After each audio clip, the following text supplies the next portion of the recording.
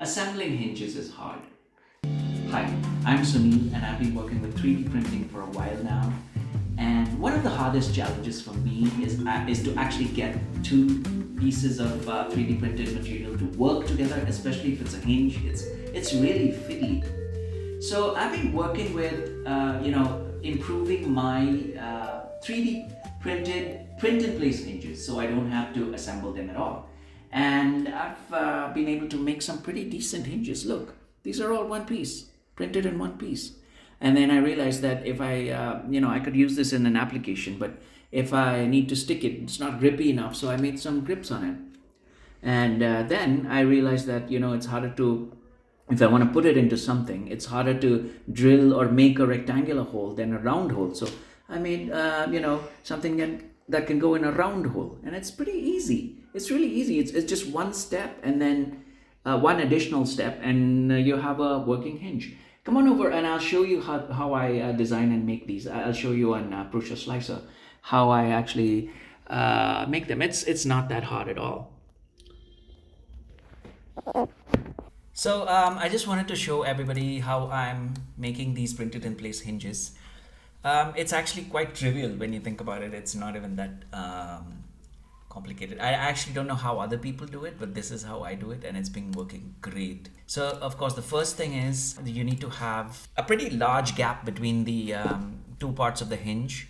For my 3D printer, which is a very basic Ender 3, I have like 4.4 millimeters per side between the pin of the hinge and the bore that the hinge goes through. But the real trick to the whole trick to making this thing work is, I'll show you this. Look, so this is the gap between these hinges. I mean these hinge parts, the two parts of the hinge, and all I'm doing is I'm making these things here, right? Like little blobs here, about 2 or 3 layers thick. And then once I finish printing them, I just actuate the flap or whatever, and those blobs break, and then it becomes a moving joint, and that's all there is to it. So yeah,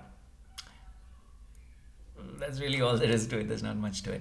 But the thing that you have to do with the print settings is you have to make sure that your detect thin walls is off.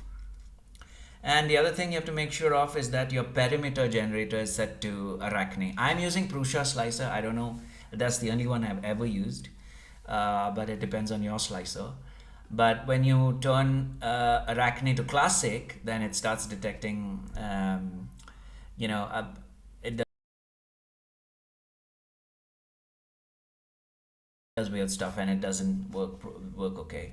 But if you turn it to Arachne and then you turn the detect thin walls option off, then it turns out just fine. So if you have any more questions, you can ask me in the comments and I'll be happy to answer. Thank you.